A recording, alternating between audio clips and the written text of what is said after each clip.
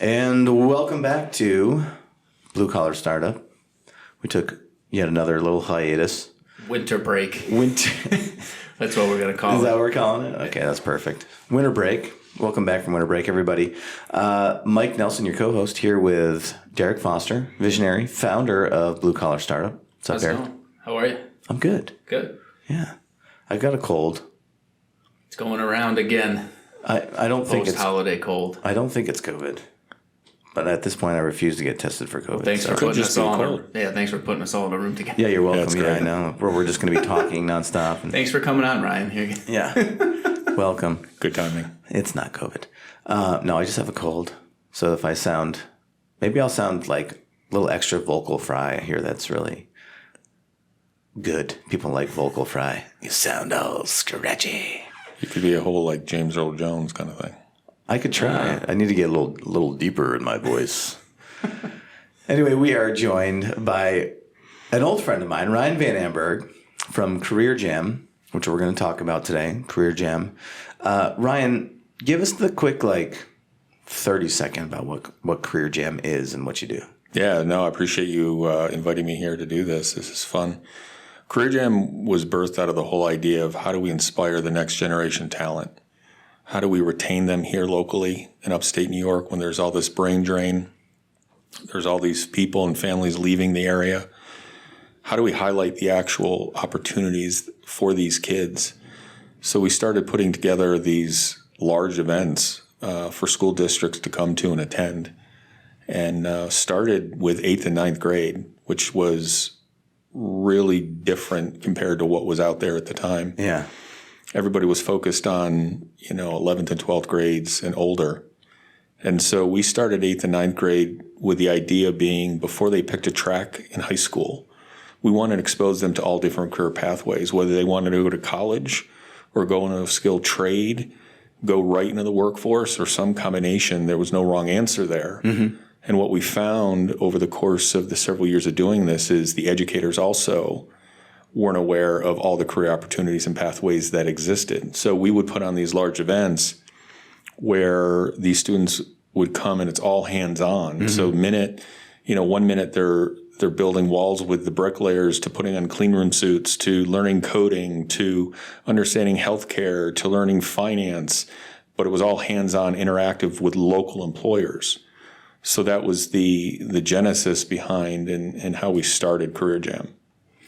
It's fascinating, and I know, and we've talked about this a little bit, but I know the trades are super hurting for help right now. Mm-hmm. What do you see with what you do, with what Career Jam does? What do you see as far as the trades go, as far as kids coming in, or the 8th and 9th graders? Give us the rundown. Yeah, it's a great question. I think one of the things that we've realized are, the trades that are at Career Jam, their booths are very busy. So there's a breakdown from the time the student is in 8th and 9th grade to when they graduate. And there is tremendous, unlimited opportunity in the trades with, the amount of income that these kids coming out of a pre-apprenticeship or apprenticeship program or the construction trades, all of that, they're making a ton of money with no debt. Yeah. And their lifestyle is, they're buying new trucks. They're coming in. I know. I keep seeing these 24-year-old kids riding around these $90,000 trucks, man. I'm like, what? Right. No debt, living at home and saving money. Right, man. Yeah.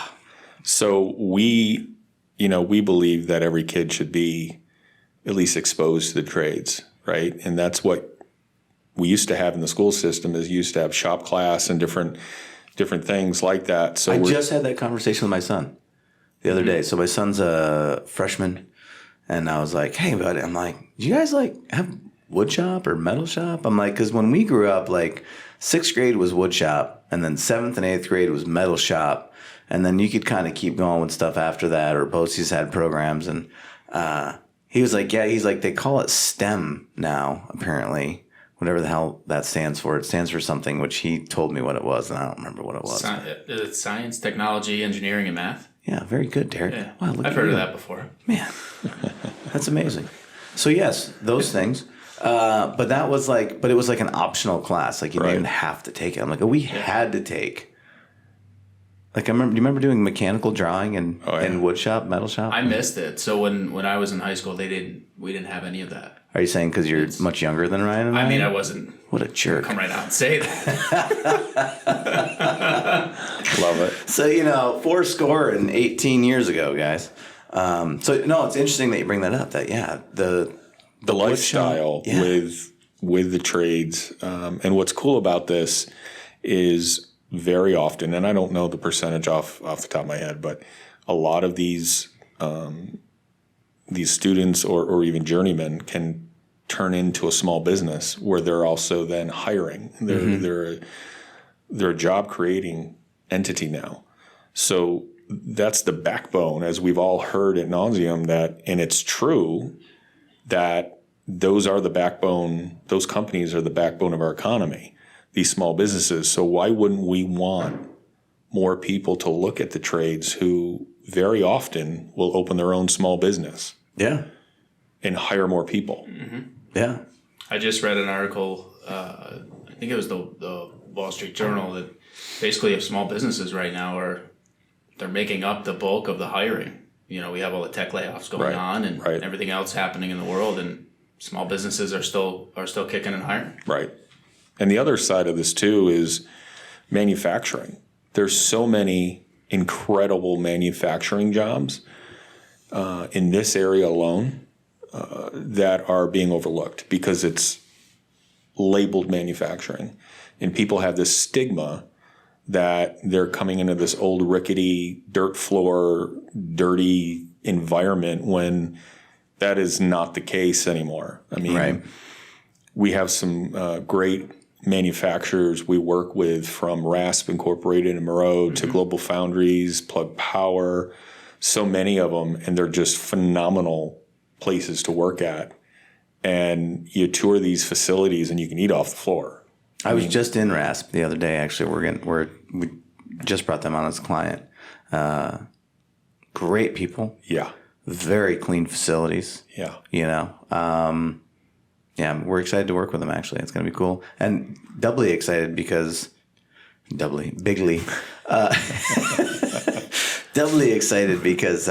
I've driven past that facility, I think 8 zillion times over the course of the last 20 years. And I'm always like looking over like, that underground building over there. What's going on? What is that? There? Yeah. What is that? Yeah. But to your point, though, spotless, right?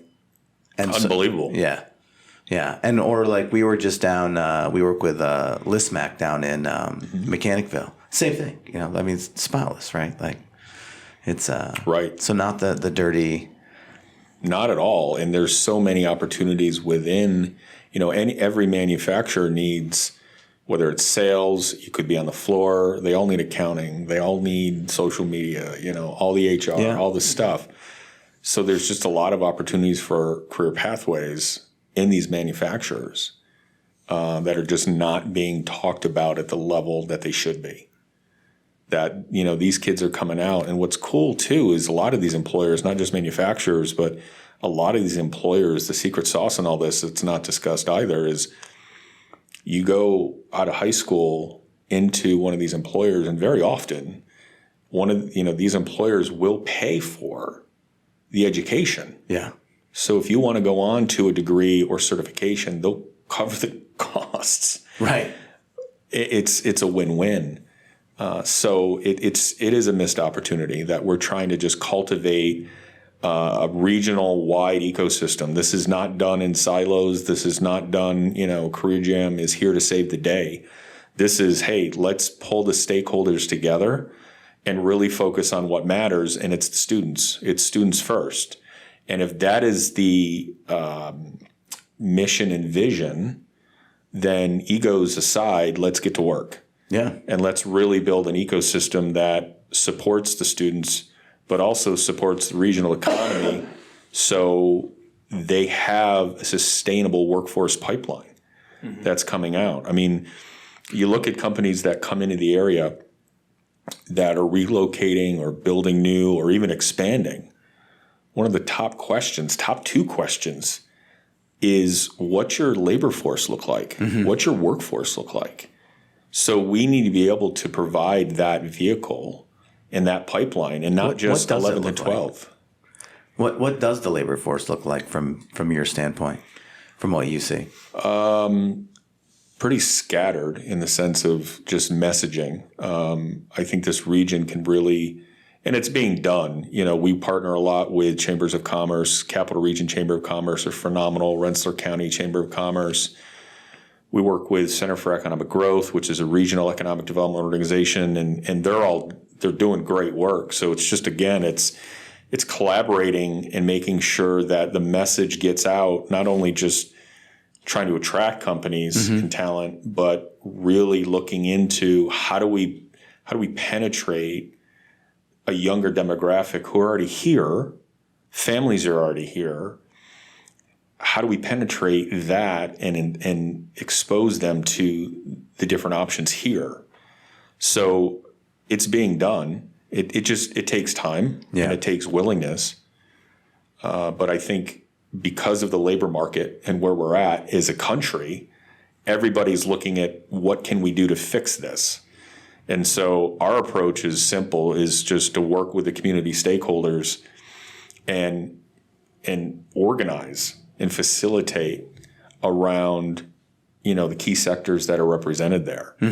So there's a lot of great work being done by organizations, and now we're just trying to coordinate it all. So these kids at the end of the day know what's available, and frankly, the educators. Going back to them, it's been great working with these school districts because they see the value in having like a third party like us help them and support them with all these different career opportunities. And whether it's guidance counselors, fax teachers, could be a tech teacher, could be a principal, whatever it is, whoever it is, we're able to support that school district with access to local resources. And not just under the Career Jam banner, we work with the workforce development boards and other, CBOs, community-based organizations that are doing great work that just either need promotion, coordination, they need a contact in the school district, and that's what we're there to do. So it's far beyond just an event. We really work for kind of a holistic approach, full year for full academic year. So these kids, educators, exhibitors at the events, the employers all have continued conversations, continued engagement. So it's not just a one-off event. Sorry, guys. That you're cold. I know, right? That you're spreading throughout the room. That's right. Now. You're welcome. So you touched on something I'm curious about. So the landscape is vast from a standpoint of the number of organizations that, let's say, have their hand in workforce development. And if I hear you right, what I hear you saying is that one of the main focuses of Career Jam is to kind of help bring them all to the same table. Correct. It's all about alignment, right? It's aligning the mission and vision of what the region is trying to do or what the community wants. And so we just bring the parties to the table and collaborate in the truest sense, whether it is at the event, it's online, however that needs to happen in person. That is our goal, is to bring these organizations and stakeholders together to say, look, we need to coordinate. How do we do that? Let's move forward. So everybody knows what everybody's doing. Yeah. There's not duplication. There's not replication of efforts.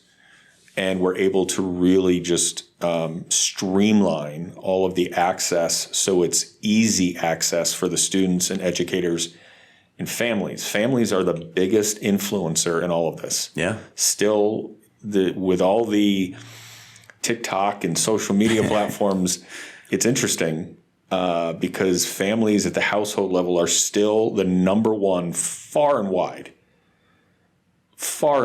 the biggest influencer. Yeah. And what's shocking in this is like guidance counselors are like number 3 in the single digits percentage wise.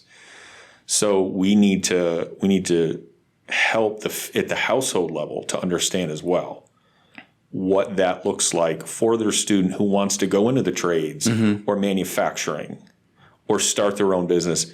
there is a support mechanism here, and there's countless opportunities in the region for them to take advantage of and to be placed. So, and I'm just thinking about, so you're talking about the guidance counselor in the schools, and this is, when you were talking a few minutes ago, this is also a question I had was, what is the role of the school right now as far as workforce development goes? Because from my standpoint, from the outside looking in, the schools are educating our kids, right? Mm-hmm. Is their job to really get involved on the workforce development?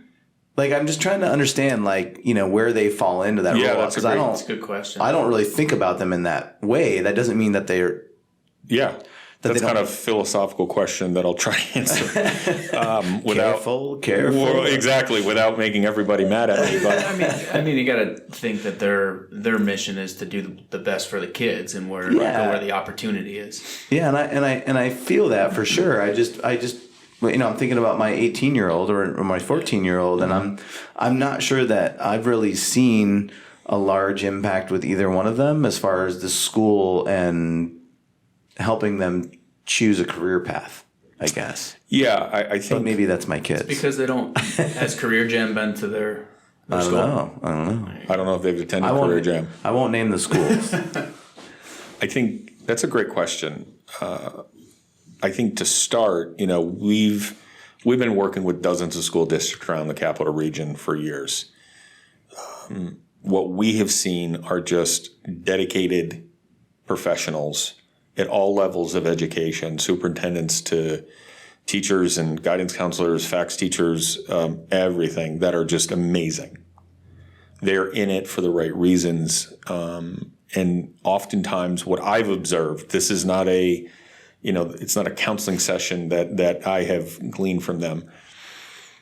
What I've observed is they are a little handcuffed, and more even, not just a little, but they're handcuffed by mandates and things that they have to do in order for a student to graduate, right? So they're following mandates and standards that have to be met for these students to graduate. One of the things we're working with school districts on is they realize that not every school, and not every school district is nimble, others, right, to make changes and introduce new programs. But what we've realized over the last several years is the schools are having the conversation about, we need to do something different to not just send everybody on one path, which has historically been college. And that's great. I mean, college is a great pathway for some students. It is not meant, nor should it be, for everyone. I agree. 100%. And so that is the realization that has been kind of percolating up, that especially with the opportunities, and I'll just kind of tie it back to the Capital Region, but with the opportunities that are here, you know, I look at like a Global Foundries who has an apprenticeship program, New York State Certified Apprenticeship Program. They can come in right away and start working. So the schools are starting to realize that. Obviously, national trends and what's going on are also realizing that. And it's a combination of, okay, we've got all this student debt that these kids can't pay for at college. They're not even working in what their degree is. Right. How do you then assign value to that college if they're not? You've got the debt issue with the kids. So I think it's just a timing thing, frankly. And these schools naturally and honestly, earnestly want to see these kids succeed. And so I think they are doing whatever they can to not only inspire the kids to look at things, but to do what they can under their parameters to help these students make choices that are different than what we've seen in the past. So I don't know if that answers your question, but we are pleasantly surprised and feel very positive about the school districts we get to work with, and the dozens we've seen, and all the educators. They're in it for the right reasons. And sometimes it just comes down to there's not enough hours in the day. We've all experienced that. So if you only have students, if a guidance counselor only has a student for 10 minutes and they have to cover the schedule of the day for the student, they've got to get them prepared. They've got this state testing, whatever's coming, all those things that come into play in high school, then, your limited time, you just have limited time when it comes to really talking about career pathways. What are you interested in? What are your passions? And that's one of the things we've unearthed over this past year, specifically in 22, is before they come to Career Jam, we want to get a benchmark of where these kids are. So we have partnered with Siena College Research Institute that as part of the preparation coming to the live event, we want these kids to take a survey of what are their aptitudes and interests and learning styles, and where do they see themselves after high school graduation? How much money do they think they're going to be earning in 5 years? Those types of quantitative but also qualitative questions, and start as a benchmark to say, here's school district, here's your entire 8th and 9th grade class, this is where they are. It's raw data. Here, economic development organization, we need to do a better job of promoting these industries to the school district because we're missing something. And so it does come down to retaining talent as well. How do we retain, like I was saying earlier? So we are fully invested in trying to establish that benchmark year over year, so we can track outcomes. And so we can track these students that how do we influence in a good way? How do we impact them by showing them all these diverse career pathways? Is it moving the needle? And that is given, to the student after they finish the survey. They can download it. They can share it with their households, guidance counselors. Obviously, the school district gets it. It's all, the way we do it, obviously, is all Ed Law 2 compliant, PII compliant. It's aggregated data. And it's there as a way to start looking at how do we retain talent? How do we inspire these kids? How do we help them make educated decisions? So that's one of the things that we do as one of the program offerings that we offer at Career Jam as part of the program, as part of the ecosystem. And, we do an annual report and all that where the region and those stakeholders I talked about can look at this data and go, all right, we need to do X. So there's actionable items that come out of that. So we can be better prepared for the up and coming workforce, and start building, whether it's curriculum, programs, certifications, whatever the case is, we have that availability and that knowledge to go, okay, now we can really coordinate all these stakeholders, school systems, community colleges, four-year WDBs, all these obvious routes that we can that are there in the community to support it. I'm just thinking about if I'm a blue collar business owner, right? And I say this from the standpoint that I know that you guys are heavily involved in workforce development, and I believe there is a blue collar specific workforce development initiative in the area that you guys are tied to. Or maybe I'm making that up.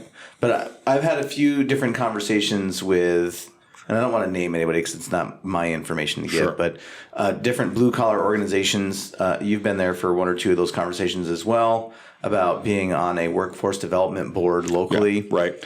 Right. And it seems like most of them are. So maybe I'm just thinking it's blue-collar specific because it seems like everybody on that board is blue-collar, right. Business owners or related to it. Well, I think I can speak to that because one of the early adapters and supporters of Career Jam from day one was Curtis Lumber. Gotcha. And they not only are just a phenomenal organization, I love their team. They do a great job, and they are putting their resources where their mouth is.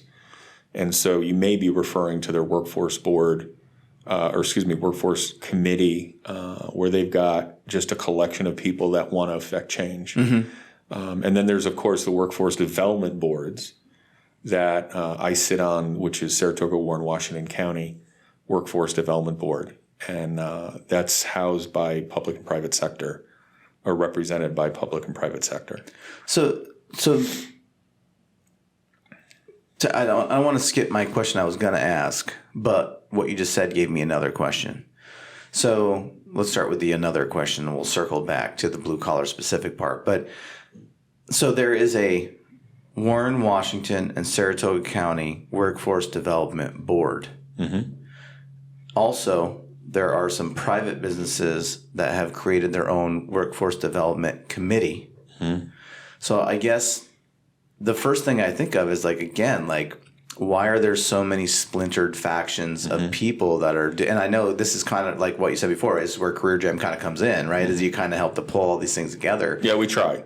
And I guess I'm just sitting here wondering why there would be a board and then there would be a committee. Mm-hmm. And I know there's probably a whole bunch of other initiatives of groups of people that are all trying to do the same thing, but they're all trying to do it separately. Help me understand why there are so many, why they're all separate and splintered and not. Yeah, that's a great question. A lot of it comes down to, the workforce development boards are funded by federal dollars, and they run the OCs and the job centers. When you get into something like what Curtis Lumber is doing from a grassroots standpoint that is created by them, that is in response to the lack of lack of workforce in the construction trades. Okay. So Curtis Lumber's focused on the construction trades naturally. Right. But the construction trades are everything from electrical to HVAC to name it, right? Everything that goes into construction, whether it's house, or residential, commercial. WDBs are there as a resource for the public to upskill, get a new job. They're there to train and help existing employers, train staff, new hires. They're there also for youth development and jobs. They're also there for folks that could have been in jail or prison that are coming into society again. So helping that. There's a lot of obviously resume services and those types of things, and they work around the clock. I will tell you that they work hard. So you find these different kind of committees and boards. The boards are everywhere. It's a national thing. So every community or region will have a workforce development board. What makes Curtis Lumber unique is they, again, started it from looking at the labor shortage. How do we fix this? Mm-hmm. How do we go about creating awareness in the school districts, but also at the elected official level going, we need to change something. We need to change policy. We need to change our approach here. So they came at it, I think, from a grassroots standpoint and just the desire to show kids that there are great careers in the construction trades. And there's just a lot of opportunity there. So you're going to find that anywhere. And that's not a bad thing. I mean, there's always going to be overlap, mm-hmm. but there are these niche organizations that are doing things really well that, again, it's just about streamlining and organizing. Yeah. And we come into this region or any other region that we work with from a standpoint of complete, not compete. I'm not interested in knocking anything down. Right. We are there to support the workforce committee with Curtis Lumber, the WDBs, and the other community stakeholders as part of the entire ecosystem. So again, going back to that student first model, that is the point of all of this. That's the heart behind it. So we want to just support the organizations, but it's streamlining and it's coordinating so there isn't as much overlap. But again, some of these are just niche groups that have a need, and they are they're doing something about it.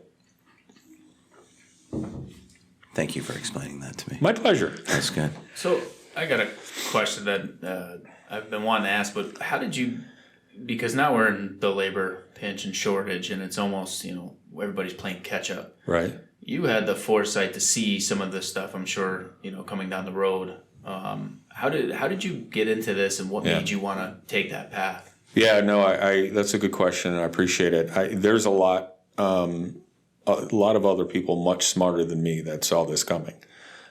This was something I was working at an economic development organization, and this idea was brought by one of our major sponsors, Siemens.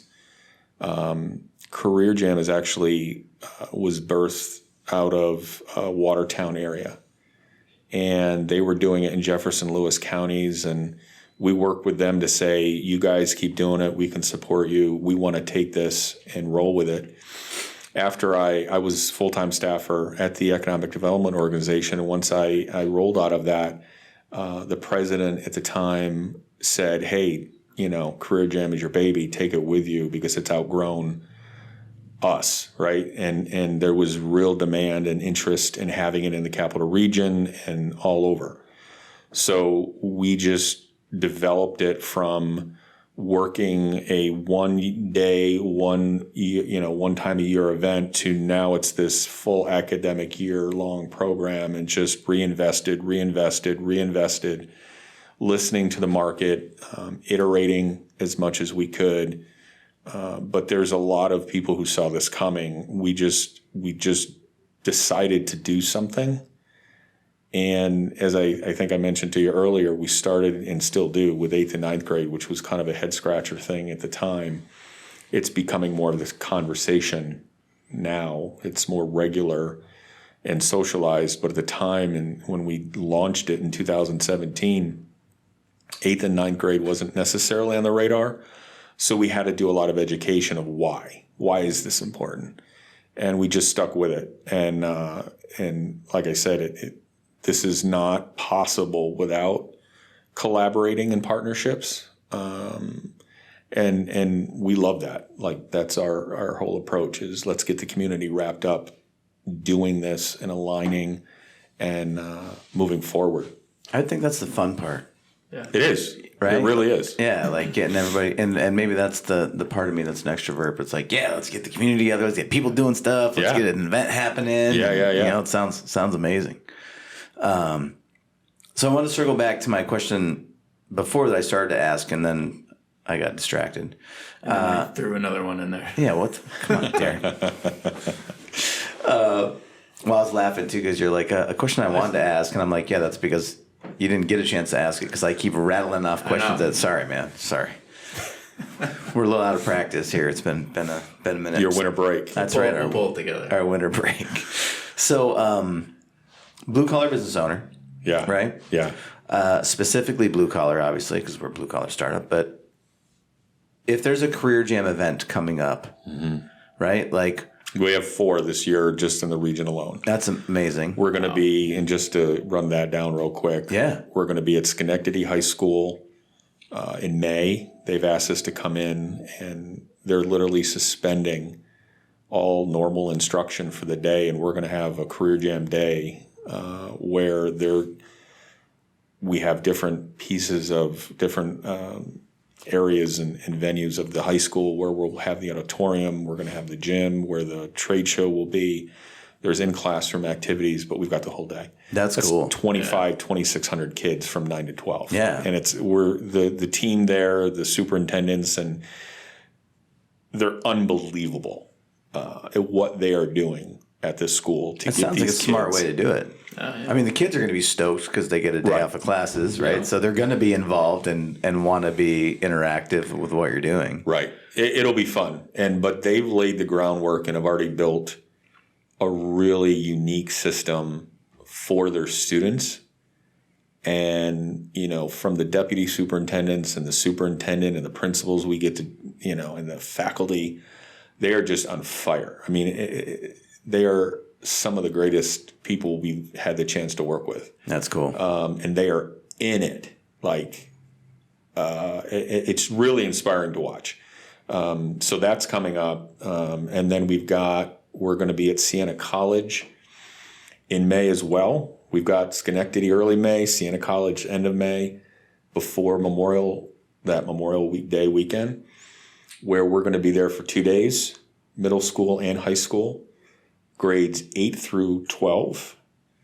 And then we've got in the fall, we're going to be at TechSmart in Malta and Hudson Valley Community College main campus, also in the fall. So we've got 4 major events, high school, middle school, where blue collar companies that want to be involved, we want every type of industry, every size business represented at these events, because kids only see what they see, right? Yeah.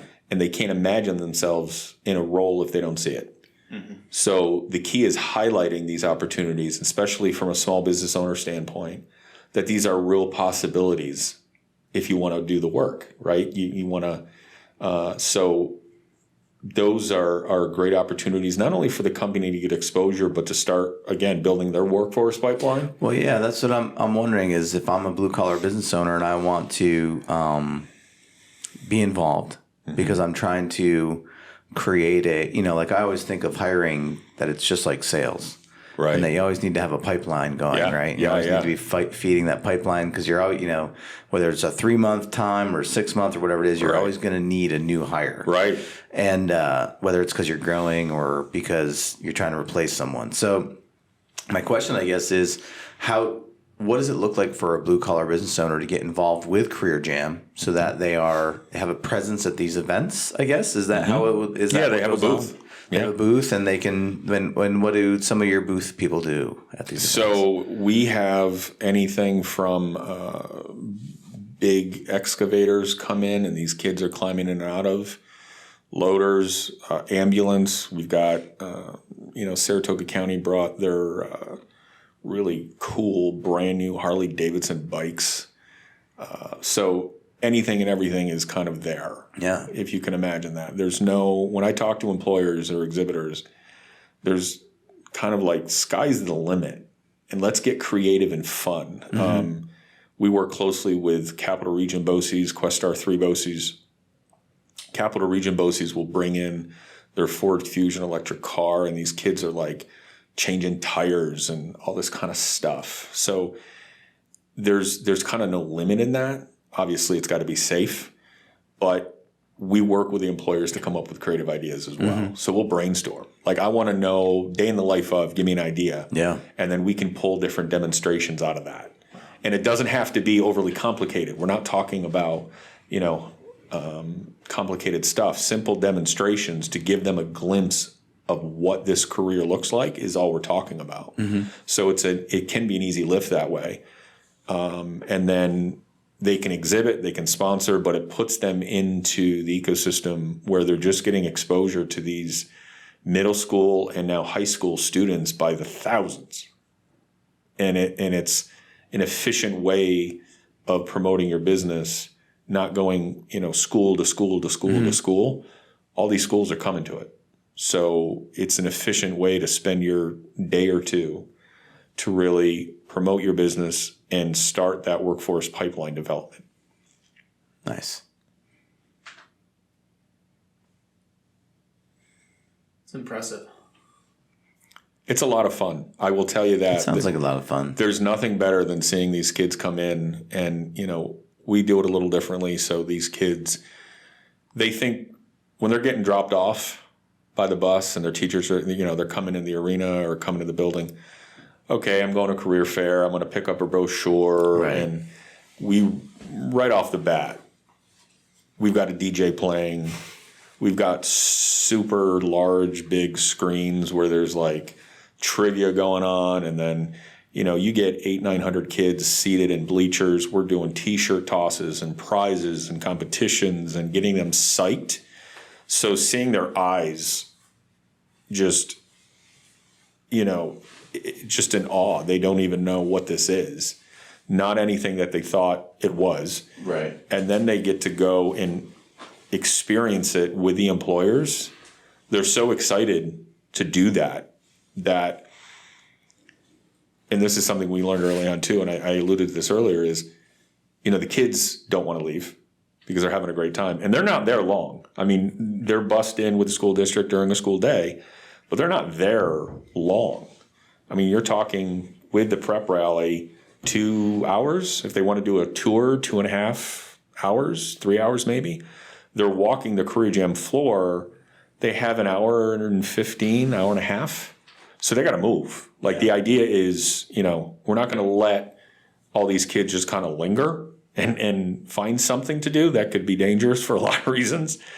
So we keep the timing really tight, but they don't want to leave. And then we also discovered neither do the educators and the chaperones. Sure. They don't want to leave either. Yeah. Because what's cool is they're making contacts with employers they never heard of or didn't know existed or wanted to meet but didn't have the time.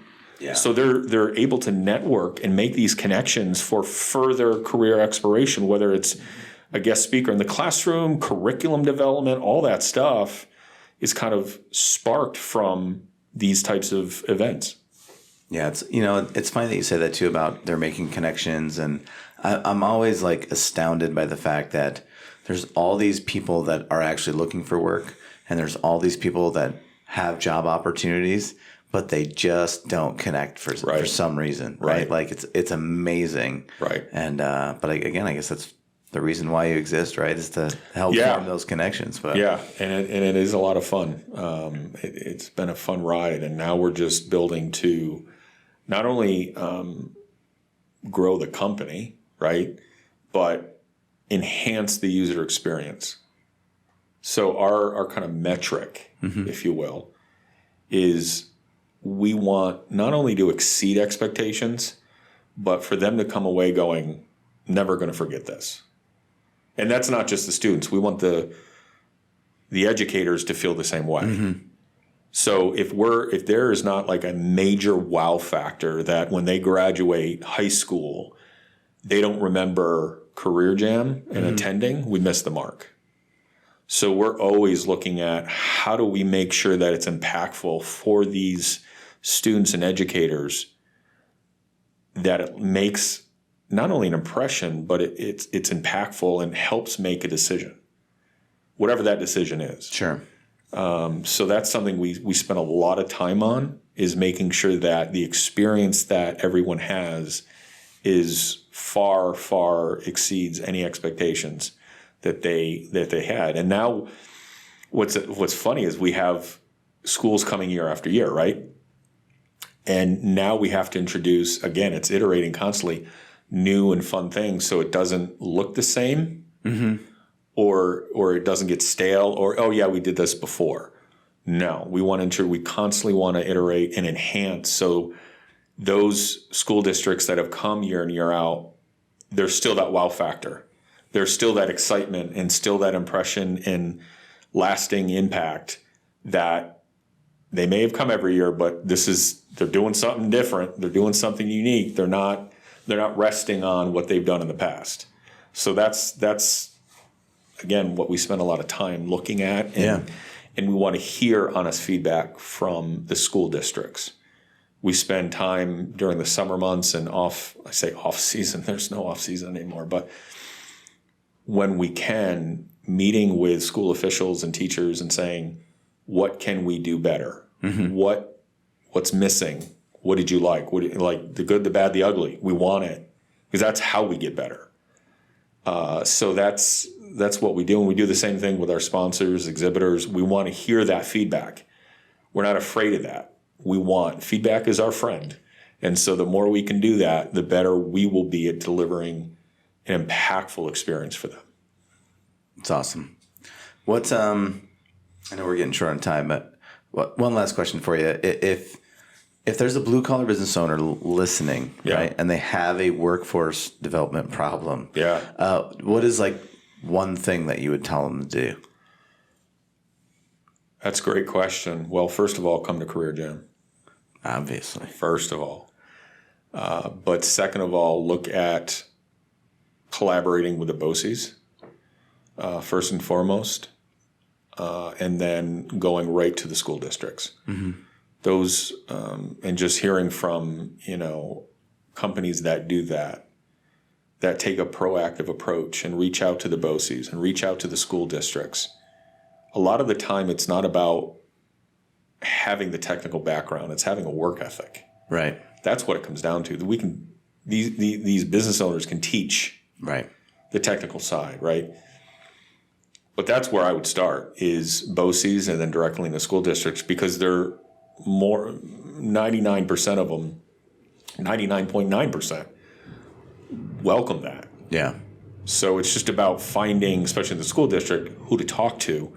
And certainly we can help with that. And that again comes down to that streamlining approach. It's like we can help kind of break down any of those barriers to do that. But that's what I would say. All right.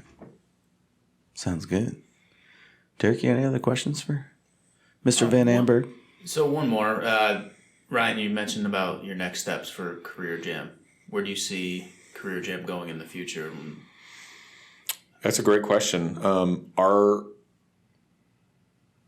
vision, our vision statement is to empower students from all backgrounds and abilities to realize their future. So we've got a lot of work cut out for us because we want to touch as many students and reach as many students as we can across the United States.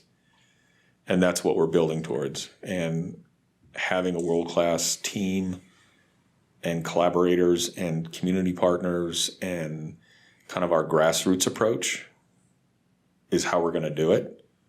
We are, working actively, obviously in the capital region, throughout New York. Will be next, New England, and then New England just because we're here, and logistically speaking, and we're building and reinvesting into the infrastructure of the company all the time, so we can be in any community at any given time. So that's the plan, is to grow the company to make it as wide and biggest, wide as it is deep an impact as possible across the United States. That's great. It's coming to a city near you. Yeah, I like that. Coming to a city near you. What if someone wants to find you guys? Where can they find you on the interweb? Yeah, the interwebs. That's what us old guys call it. You're older than me, though. I think I'm the oldest guy in this room. I think you are. Definitely. Whatever. I already threw my jab in. I'm not going to say anything. So the best place is our website. That's going to give you a ton of information. Nice. We actually have some great video content on there from our previous live events, what the virtual platform looks like, which is just extended access, year-round access. So the exhibitors, employers can be in the classroom as well, virtually. So www, if you didn't know that already, .career-jam.com. So it's career-jam.com. And that's how to get involved. You can register to attend. Certainly send us any questions you have. But that's the best way to do it. All right. You guys have any of those social media things? LinkedIn, YouTube, Facebook, and Instagram. Okay. We are not on the TikTok yet. The TikTok. I don't see us doing that. But we're those heavily. We've got a ton of video content on YouTube from previous events, but also highlighting local employers around the region. We have the opportunity to do that with CEG. And so in the manufacturing sector. So there's tons of content on there that people can check out, and it's our handle or whatever they call that is you search for Career Jam and it comes right up. And it pops up. Yeah. Awesome. Well, thanks for joining us, man. Hey, appreciate it, you guys. This is fun. Yeah. And if you guys are looking for us on the interwebs, we are bluecollarstartup.io, which I can't remember what IO stands for, but there's a thing. bluecollarstartup.io. We are on Instagram, although I don't post nearly as often as Derek would like me to. And YouTube. We're definitely on the YouTube for sure. And you can find this on Spotify, Apple, Google, pretty much anywhere you get podcasts, I think. definitely those. And please, if you have any questions, please send us in questions that we can ask our contestants. They're not contestants. Have we gotten any yet? We had one question on a YouTube video actually. Okay. But we do want to start doing a Q&A episode, like once a month or something along those lines. So if you have questions and you're listening to this, send them in. You can either drop them on the YouTube video and we'll get them, or you can even email us at hardhat@bluecollarstartup.io. That's hardhat@bluecollarstartup.io. I can't even speak right now. It's your cold. I guess. It's not a cold. It's like a tickle in my throat. Guys, thanks a lot. Thank you. Appreciate it. Till next time, D-Rock. We'll see you.